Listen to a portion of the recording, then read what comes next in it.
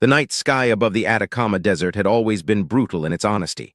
No clouds, no light pollution, just stars, billions of them staring down at the dry Chilean plateau like cold, indifferent eyes. Dr. Amara Solis had spent 11 years beneath those stars, listening, not for weather patterns, not for pulsars or black holes. She was listening for them. On the night of March 4th, 2031, at 2:17 in the morning, her equipment screamed. Not literally, the alert was a soft chime, the kind designed to not startle researchers mid-sleep. But when Amara saw the waveform cascading across her monitor, her coffee mug slipped from her fingers and shattered on the floor. She didn't notice. She was already typing. The signal was encrypted in a layered mathematical structure so complex that most computers would have dismissed it as cosmic noise. But this wasn't most computers. The Atacama Deep Array, officially a radio telescope funded by a joint Chilean-European astronomy grant, was secretly the most sophisticated signals intelligence apparatus ever built by human hands. It had been listening specifically for this kind of noise for over 2 decades. Amara called her supervisor. Her supervisor called a general. That general made 4 phone calls in the next 6 minutes. 1 to Washington, 1 to Beijing, 1 to Brussels, and 1 to a number that didn't officially exist. Within 48 hours, 200 of the world's most brilliant minds were quietly rerouted from their universities, research labs, and military postings to a facility buried 3 kilometers beneath the Swiss Alps. They were told 2 things, what they had heard and what it would mean if they were right. It took them 3 years to fully decode the transmission. What they found was not a greeting, it was not a warning, it was a calendar. The alien civilization, later codenamed Vrethkai by human analysts, a term derived from the rhythmic structure of their language, had been conducting what appeared to be an interstellar war council. The transmission was never meant for human ears. It was a logistical discussion between fleet commanders and resource analysts, the kind of cold administrative communication that empires produce when they treat conquest as paperwork. Earth was on their list, 3rd priority, scheduled for approach in approximately 22 years. The language used to describe humanity was clinical words that translated roughly to low-resistance biological population, mineral-rich surface, and most chillingly, pre-technological in military application. Pre-technological. Dr. Solis, sitting in the Swiss facility as the final translation was read aloud, felt something shift in her chest. Not fear exactly, something older than fear. Something that lived in the part of the human brain that had once looked up at saber-toothed cats and decided not to run, but to build a better spear. What the Vrethkai didn't know, what no alien civilization knew, was that humanity had been aware of extraterrestrial intelligence since 1947. Not through speculation or mythology, through wreckage. A scout probe, unmanned and the size of a school bus, had miscalculated atmospheric entry over New Mexico and been struck by a bolt of lightning that no engineer in the galaxy would have predicted, because no engineer in the galaxy had ever bothered to model Earth storm systems as a threat. The probe tumbled. It crashed, and within 6 hours, a team of U.S. Army engineers was photographing pieces of technology that made their hands shake. Roswell wasn't a cover-up born of embarrassment. It was the beginning of the longest and most carefully guarded preparation in human history.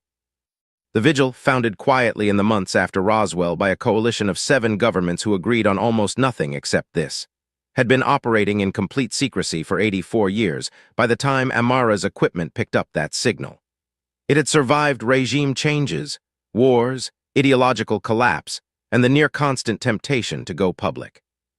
It had outlasted every secret humanity had ever tried to keep, because every person inducted into it was shown the same thing on their first day: the probe, what remained of it, and a single translated phrase extracted from its memory banks, a shipping manifest that listed Earth as scheduled for processing. That phrase had a way of clarifying priorities. When the full translation of the 2031 transmission reached the Vigil's Joint Command, there was no panic, no emergency scramble. The director, a quiet, 61-year-old Nigerian admiral named Chukwuemeka Ademi, read the document twice, set it down, and said 4 words to the room. Accelerate the final phase. Because 22 years wasn't a death sentence. It was a deadline, and humanity had always worked best under pressure. There is a version of history that most people learn in school: wars fought over land, revolutions sparked by ideology, scientific breakthroughs born of curiosity and competition. That history is real. But beneath it, threaded through it like steel cable hidden inside silk, there is another history entirely, one that most of humanity never knew it was living through. It began in a warehouse in Nevada in 1948. 12 engineers, all military, all hand-selected for a combination of brilliance and absolute loyalty, were led into a room and shown the wreckage from Roswell. They weren't given speeches. They weren't handed classified briefings. They were simply left alone with the pieces for 8 hours and told to write down everything they observed. What they wrote changed the world, quietly and visibly, in ways that no history book would ever capture. The probe's propulsion fragments suggested a form of electromagnetic thrust that operated outside conventional physics models of the time. Its structural alloys were 40% lighter than titanium, but absorbed impact in ways that defied material science. Its computational components, though largely destroyed, hinted at processing architectures that made the best human computers of the era look like abacuses. The Vigil didn't reverse engineer the probe overnight. It took decades. And in doing so, it invented, or rather, rediscovered, technologies that were then quietly fed into the civilian and military world through a careful, deliberate pipeline designed to look like natural human progress. The transistor, fiber optics, the early architecture of the internet, stealth materials, directed energy concepts. None of these were entirely human inventions. They were human interpretations of something far older, filtered through human hands and made to look organic. This was deliberate. The Vigil's founders understood something crucial. If humanity leapt too far too fast, it would attract attention.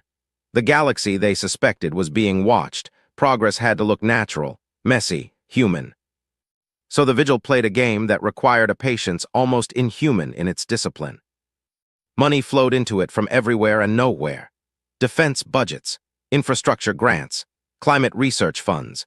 A percentage of nearly every major government expenditure in every Vigil nation was quietly rerouted, not stolen, but redirected, through agreements signed in rooms that didn't appear on any floor plan. The total investment over 84 years, when finally calculated for the first time in 2033, came to a number so large that the analyst who computed it sat in silence for a full minute before printing the figure, and walking it personally to Admiral Adami. Adami looked at it, nodded once, said, "Worth every cent." But money was never the hardest part. The hardest part was people. The Vigil's greatest challenge was not building weapons or reverse engineering alien technology.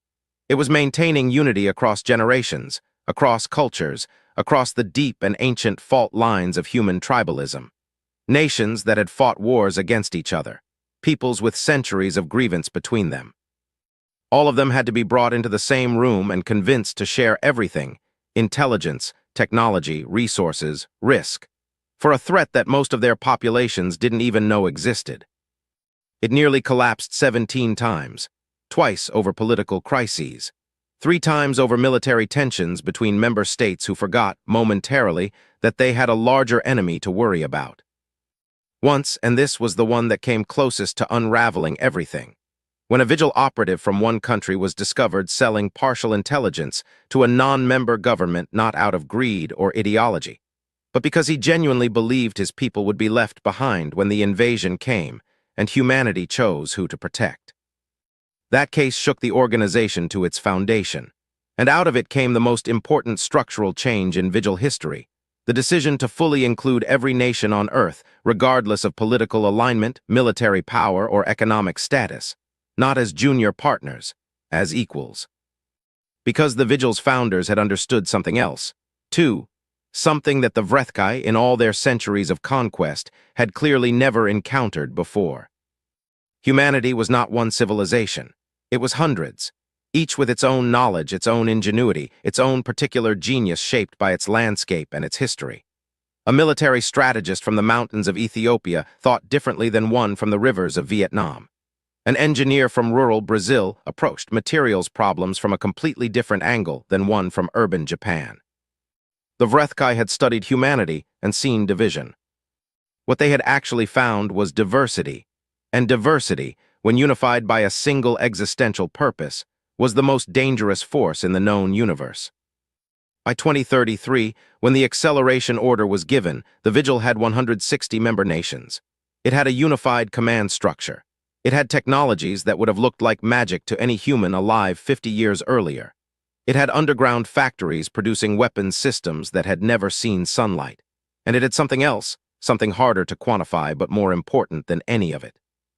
It had a species that knew it was going to be attacked, and had decided, collectively and without hesitation, that it was not going to lose. Commander Yara Os had a habit of walking her posts at 400 hours, when the skeleton crews were quietest and the hum of machinery was loudest, and she could think without interruption.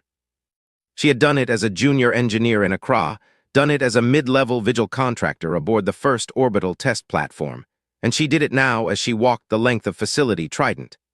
A structure so large it had its own internal weather system, carved 3 kilometers beneath the floor of the Indian Ocean. She liked the walk because it reminded her of the scale of what they had built. And tonight, 6 weeks before the Vrethkai fleet was projected to arrive, she needed that reminder more than ever. Facility Trident was one of 9 undersea command and weapons complexes distributed across Earth's ocean floors.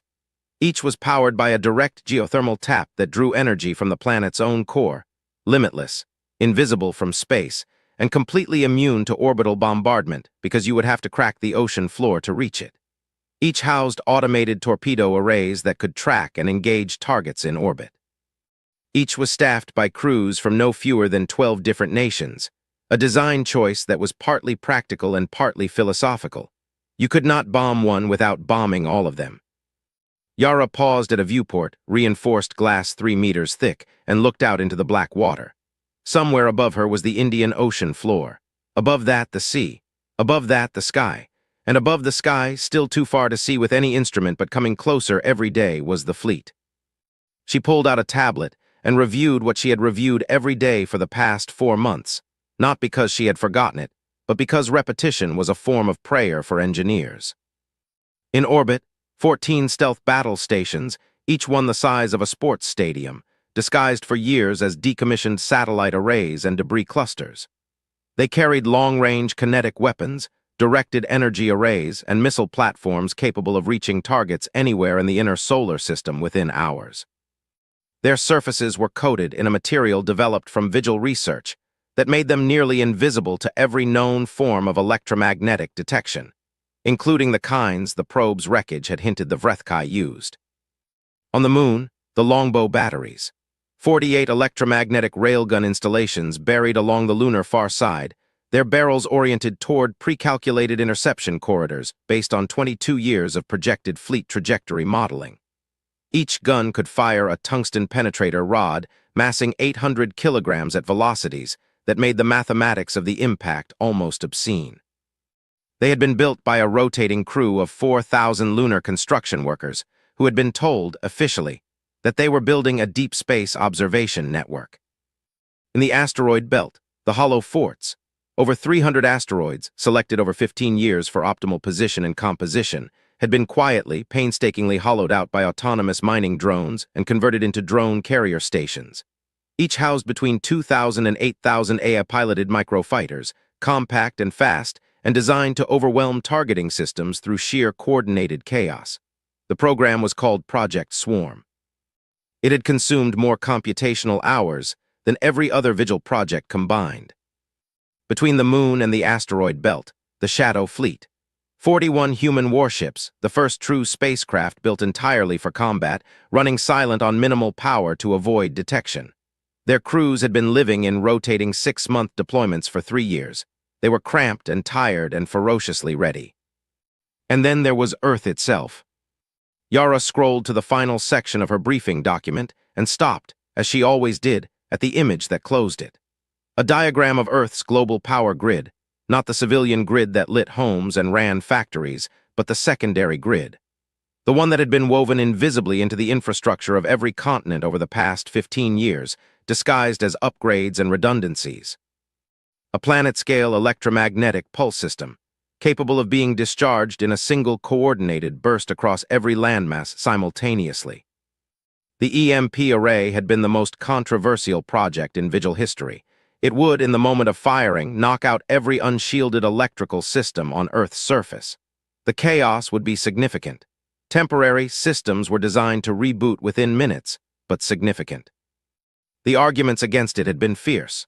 The arguments for it had been 4 words, delivered by the system's lead architect, a soft-spoken Korean physicist named Dr. Jae-hoon Kwon, during a joint command meeting in 2029. It ends the war. The vote had passed 14-2. Yara finished her walk at 5:27, just as the first shift change began, and the facility filled with voices and footsteps, and the smell of coffee from a dozen different cultures brewing in the communal mess hall. She stood at the entrance to the operations center and listened to it, French and Swahili and Mandarin and Portuguese, and a dozen other languages layering over each other in the easy, practiced way of people who had worked together long enough that the differences had stopped mattering. She thought about the Vrethkai analysts who had looked at humanity from the darkness of space and seen a fractured, squabbling species not yet worth serious concern. She almost felt sorry for them. Almost, the Vrethkai fleet arrived at the edge of the solar system on a Tuesday. It seemed almost insultingly ordinary. A Tuesday, gray and overcast over most of the northern hemisphere, people commuting and drinking coffee and arguing about things that would, within hours, feel very small. The world didn't know yet. The Vigil's deep space sensor network detected the fleet's FTL emergence at 06:14 GMT, and for the first 40 minutes, the information traveled only through encrypted military channels, moving between admirals and heads of state and Vigil command nodes in terse, precise language that had been rehearsed for years. Admiral Ademi, now 72 and still impossibly composed, received the confirmation in his office beneath the Swiss Alps and said only, "Begin the sequence." In living rooms and schools and offices across the world, people felt nothing, heard nothing. The sky looked the same. But beneath every ocean, 40,000 Vigil personnel moved to combat stations. On the moon, targeting computers came online and began their slow, patient calculations. In the asteroid belt, 300 hollow rocks came quietly, invisibly alive. The Vrethkai fleet was breathtaking in its scale. 4,217 warships, arranged in a formation that their doctrine had refined over 6 centuries of conquest. The flagship, a vessel 14 kilometers long, designated by human analysts as Sovereign Prime, sat at the center, surrounded by concentric rings of destroyer-class and carrier-class ships. It was, by any objective measure, one of the most powerful military forces ever assembled in this region of the galaxy. Admiral Grovel the Undisputed stood on the command bridge of Sovereign Prime and looked at the star ahead of him, Sol, yellow and unremarkable, and felt the particular satisfaction of a predator who has sighted prey it knows cannot run fast enough. He had done this 31 times. 31 civilizations had seen his fleet and understood immediately, viscerally, that resistance was not a rational option. Some had begged. Some had scrambled futile defenses that lasted hours. One, memorably, had attempted diplomacy so frantic and desperate that his communications officer had needed to pause the translation for laughter. He opened a broad-spectrum channel on all frequencies, the standard conquest protocol, a transmission designed to reach any technological level, and broadcast the Vrethkai surrender demand. It was formal, precise, and magnanimous in the way that only absolute power can afford to be. Stand down. Submit processing. Casualties will be minimized. For 11 seconds, there was silence. Then the response came, not in the broken, approximated Vrethkai that his translation systems might have expected from a species scrambling to communicate, but in perfect Vrethkai, grammatically flawless, accent calibrated to the central command dialect, the kind of fluency that took generations to achieve. "We know why you're here. We've been waiting. Enter our system and you will not leave it." Grovel stared at the translation. His senior communications officer stared at it. His fleet admiral stared at it. The bridge was very quiet for a moment. Then Grovel did what he always did when a target attempted bravado. He laughed, and his command staff laughed with him, and he ordered the fleet to advance. Because words were words, and his fleet was 4,000 ships, and nothing this side of a dying star was going to stop it. They crossed the outer planet orbits without incident. Jupiter's massive form slid past on the long-range displays, enormous and indifferent. The fleet's sensors showed nothing unusual, a few natural satellites, Some human spacecraft, tiny, primitive things that scattered away from the fleet's path like insects from a boot. They entered the asteroid belt at 14:40 GMT. At 14:41, the three lead scout ships stopped transmitting. No distress signal, no explosion, no debris field, no energy signature. They were there and then they were not. Their positions on the tactical display simply went dark like eyes closing. The bridge of Sovereign Prime went very quiet again. This time no one laughed. Grovel did something he had not done in 31 campaigns. He ordered a full stop. The Vrethkai fleet hung motionless in the asteroid belt, 4,000 ships suddenly very aware of the rocks around them, scanning with every instrument available. The analysis teams worked in frantic silence for 19 minutes. They found nothing. No weapon signatures, no human spacecraft, no emissions of any kind. 3 ships had simply ceased to exist. Debris field mapping, Grovel said quietly. Full resolution, every object larger than 1 meter within 200,000 kilometers. The results came back. Thousands of objects, rocks, ice, the ordinary scattered debris of a solar system's formation, all of it completely normal. And then the rocks opened. The hollow forts activated simultaneously across a 180-degree arc surrounding the fleet's position. Not explosively, not obviously, but with the quiet mechanical precision of systems that had been waiting patiently for exactly this moment. 214 asteroids split along concealed seams and released their contents into the vacuum. The first wave of swarm drones numbered 1.4 million units. What followed was not a battle in any sense that Vrethkai military doctrine had language for. Their defensive systems were designed for ship-to-ship combat, large targets, predictable trajectories, engagement distances measured in thousands of kilometers. They were not designed for this. The drones moved in coordinated patterns that looked, on the tactical display, less like a military attack and more like a biological system, flocking, swarming, adapting in real time to every countermeasure the fleet deployed. Each drone was small enough to fit in a large closet. Each carried a shaped charge calibrated specifically for Vrethkai hull alloys, a detail that had required 15 years of analysis of materials hinted at in the Roswell wreckage. Individually, they were nothing. In groups of 30, they could crack a destroyer's hull. In groups of 300, they could gut a carrier. They moved in groups of 300. In the first 4 minutes, 60 Vrethkai ships were destroyed. In 6 minutes, the count reached 312. The fleet's point defense systems were firing continuously, destroying drones by the thousands. But for every 1,000 destroyed, 2,000 more emerged from rocks that the fleet's initial mapping had flagged as inert. On the bridge of Sovereign Prime, Grovel watched his tactical display repaint itself in the red of losses, and felt something slide through him that he had not felt since his very first campaign, centuries ago, as a young fleet commander facing his first serious resistance. He felt uncertain. The intercepted human communications made it worse. Standard military doctrine called for analyzing enemy comms for signs of panic, confusion, flagging morale, the indicators of a force beginning to break. His communications officer put the intercepts on audio, translated in real time, expecting fear. What they heard were human pilots calling to each other with a quality in their voices that required 3 retranslations before the computer settled on the right word. Delight. They were laughing, joking. A pilot from Brazil called to one from South Korea, saying something about owing him dinner when this was over. A squadron commander from Pakistan told her flight to stop showing off and stay in pattern. A young man, barely more than a child by the sound of it, whooped so loudly it overloaded the translation buffer. Grovel stared at the audio readout. He had conquered 31 civilizations. He had heard screaming. He had heard pleading. He had heard the static of populations going silent. He had never heard this. He pulled the fleet back 80,000 kilometers, beyond the heaviest concentration of the asteroid field, and ordered a full tactical assessment. His senior admiral, a veteran named Kreth who had been at his side for 20 campaigns, stood beside him and said nothing for a long moment. "They were ready for us," Kreth said finally. "Yes," Grovel agreed. "They knew we were coming." "Yes. For how long?" Grovel looked at the tactical display.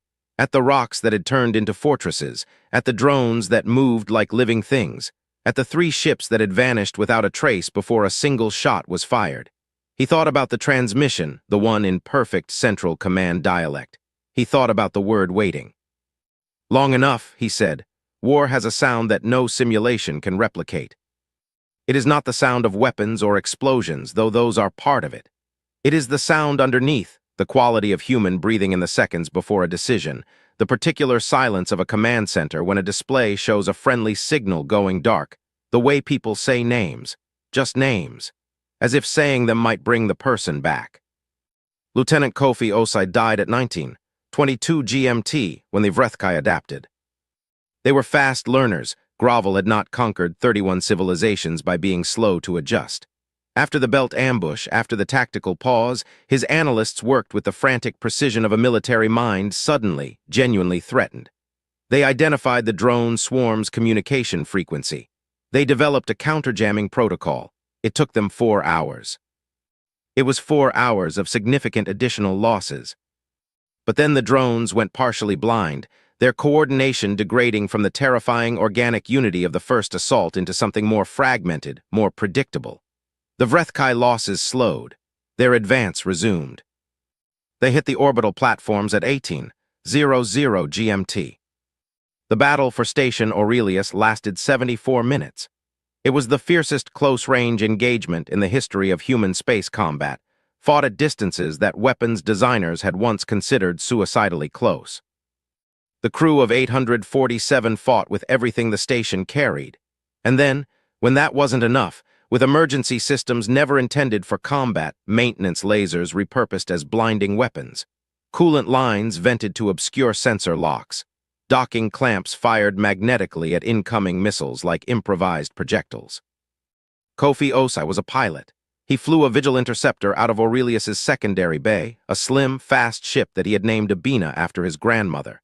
He was 26 years old and had been assigned to the Vigil's fighter program at 19, the same year his sister Yara was given command of Facility Trident. They had argued about it. She had wanted him in engineering, safe below the ocean. He had wanted the sky. He got the sky. His last transmission was to his squadron leader, 4 seconds before his ship intersected the path of a Vrethkai energy burst that his damaged navigation system hadn't tracked fast enough. He said, "Tell my sister the view up here is worth it." Station Aurelius went dark 11 minutes later. Commander Yara Os received the report in Facility Trident's operations center, standing at her post with 200 people around her who had their own losses accumulating on their own displays. She read the notification. She read it again. She set it face down on the console. She did not cry, not because she didn't need to, but because there were still 200 people in the room who needed to believe the person standing at the front of it could carry what was happening and not collapse. She would cry later, she knew that, but later was for surviving first. Across Earth, the civilian population was beginning to understand. The Vigil's communications protocol had always called for public disclosure at the moment of orbital engagement, not to prevent panic, but because the Vigil's founders had believed, fundamentally, that people deserved to know what was being done in their name and for their sake. Emergency broadcasts went live simultaneously in 47 languages. Heads of state addressed their nations. The sky was lit by aurora effects from energy discharges in the upper atmosphere that had nothing to do with solar activity. In Mumbai, a woman stepped outside and stood in her doorway looking up and held her daughter close.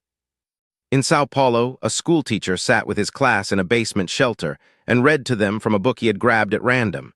It happened to be an adventure story, and kept his voice steady and calm, and let the story do what stories have always done.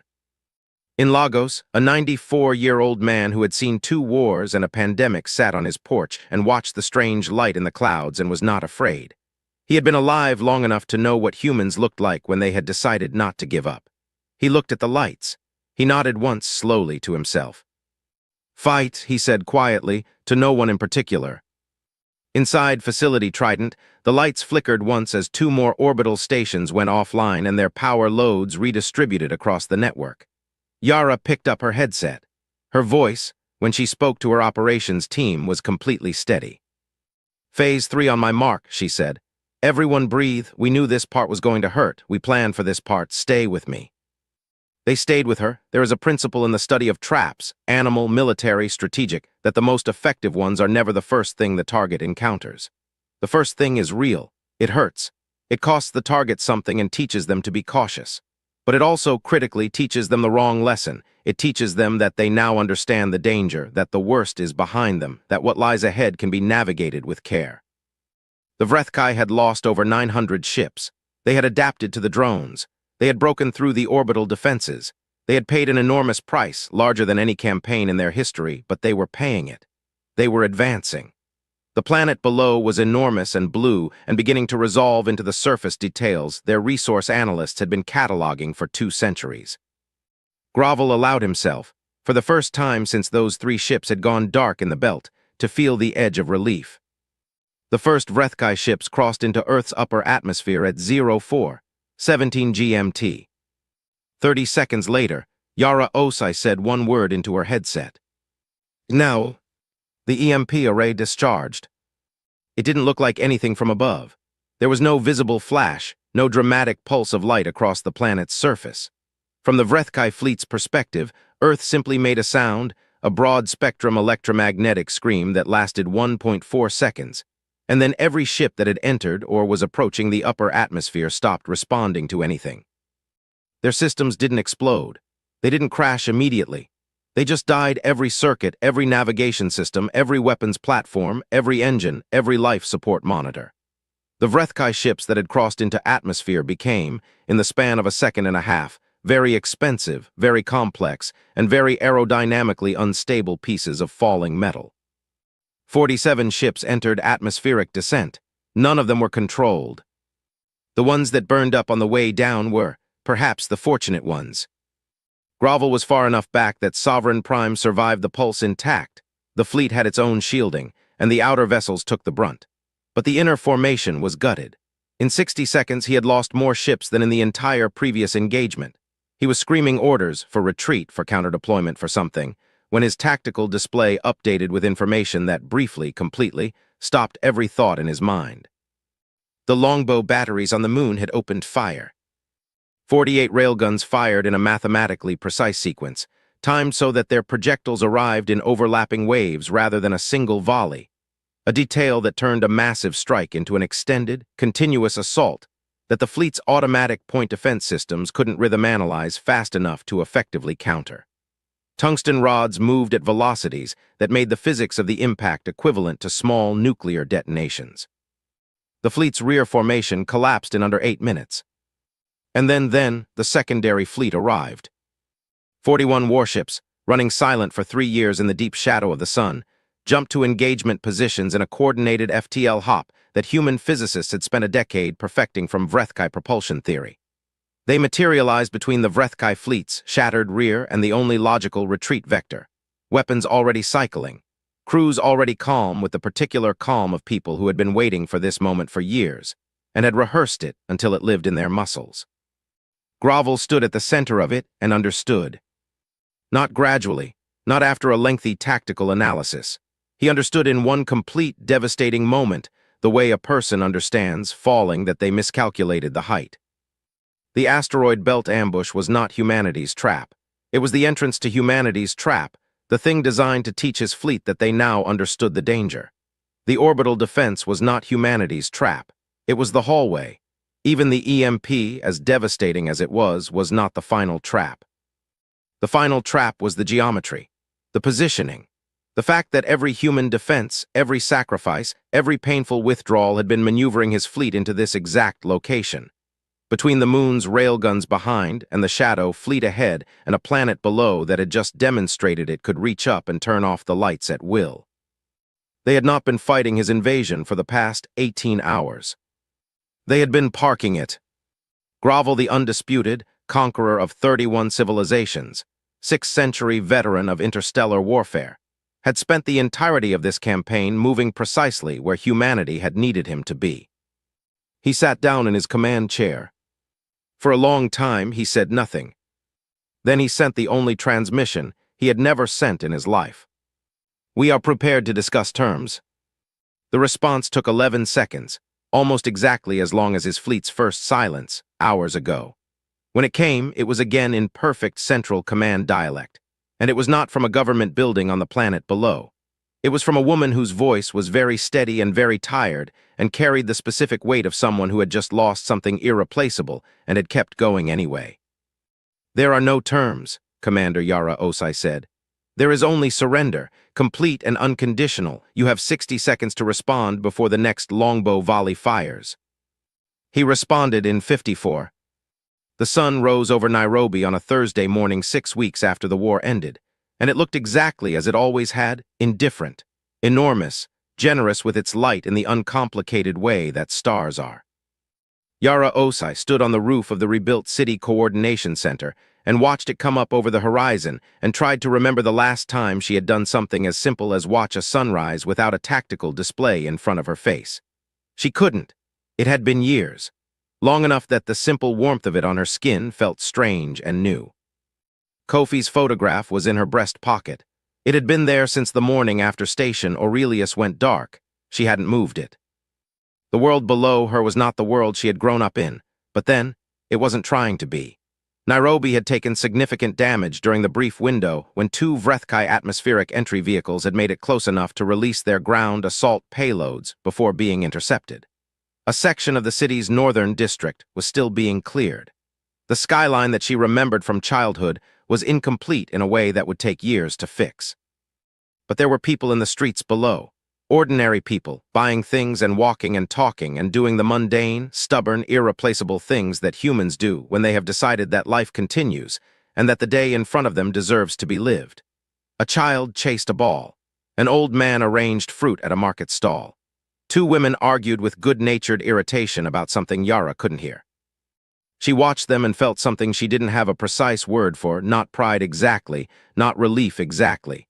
Something that encompassed both and went further. Something that felt like recognition, like seeing very clearly what the thing she had spent her life protecting actually was. Grovel was in custody at a vigil facility in Iceland, the same country whose geothermal energy systems had partially powered facility Trident's operations for 6 years. He had said very little since his surrender. His surviving crew, approximately 400,000 Vrethkai across the remnant fleet, were in temporary internment in orbital holding structures assembled from the captured warship's own materials. The logistics of what came next were a problem for diplomats and legal theorists and moral philosophers, and those arguments would take years, possibly decades. Humanity, characteristically, had already started arguing about it. The vigil went public on the 15th day after the war's end, not because it was the strategic moment. There was no clean strategic moment for something like this, but because Admiral Ademi, old and tired and deeply at peace with everything he had spent his life doing, walked into a globally broadcast press conference, sat down at a table, and told the truth. All of it. From 1947 to the moment the Shadow Fleet appeared from behind the sun. It took 4 hours. The reaction was not what the psychologists had predicted. There was some anger. There was always anger when secrets this large surfaced. There were governments who felt they should have been told sooner, and academics who were furious about the sourcing of certain technologies, and journalists who would spend years investigating the financial mechanisms that had kept it all running. But underneath the anger, and larger than it, was something else. Pride, a collective, species-wide recognition that when the moment had finally come, when the thing humanity had always, in its deepest nightmares, feared had actually arrived, the response had been this. Not collapse, not betrayal, not the panic scramble of a species blindsided, but 84 years of patience and preparation and the quiet, dogged, magnificent refusal to be anyone's harvest. The Vigil's communications team had been preparing the second transmission for years. It had been argued over and revised and debated in 17 different languages and committees of people who took very seriously the question of what humanity's first message to the wider galaxy should say. In the end, they sent the battle recordings. Everything, every angle of every engagement, every tactical decision, every drone swarm and railgun volley and EMP discharge, every moment of the war, unedited, sent on the broadband frequency that Vigil analysts had identified as the interstellar standard used by civilizations in this region of the galaxy to communicate over long distances. Attached to it was a message, 53 words translated into 11 alien language structures identified from intercepted transmissions over the past decades. We are the people of Earth. For 2 centuries we were on a list. We have removed ourselves from it. We bear no hostility toward civilizations that offer none. We ask only that the following be noted by all who receive this. We are aware of what exists beyond our star. We have been paying attention. We are not what we were. Do not make the mistake of thinking otherwise. The transmission would take years to reach most of its intended recipients. Some would take decades. A few might take longer than any human alive today would live to see acknowledged. But it would arrive. Yara was certain of that. She had spent enough of her life dealing with things that moved on timescales larger than human lives to know that certainty was sometimes something you extended on faith, and then built toward until it became true. She reached into her breast pocket and touched Kofi's photograph without taking it out. "The view up here is worth it," he had said. She looked at the sunrise, at the streets below, at the child who had caught the ball and was now looking up at the sky with an expression of uncomplicated wonder, the way children look at things before the world teaches them that the sky is something to be afraid of. The sky was safe. It would need to be maintained. She harbored no illusions that the galaxy had suddenly become simple, that one victory meant permanent peace. There would be decisions ahead, hard ones, questions about the Vrethkai captives and the precedents humanity would set, and the kind of species it intended to be now that it had stepped, irrevocably, onto the larger stage. But today the sun was rising over Nairobi, and people were buying fruit and arguing about ordinary things, and a child was looking at the sky. Yara breathed in the warm morning air and let it out slowly. "Okay, Kofi," she said quietly, to the photograph and the air and the particular quality of light that exists only in the first minutes of an African morning. "What do we do next?" Somewhere out in the galaxy, civilizations that had received the transmission were reading it for the first time.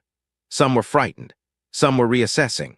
Some, the ones who had also quietly been watching and preparing and wondering if they were alone in their vigilance, were feeling something that might, across the vast difference of biology and culture and evolutionary history, translate roughly as hope.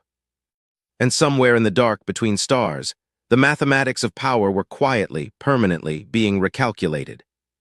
Humanity had not just won a war.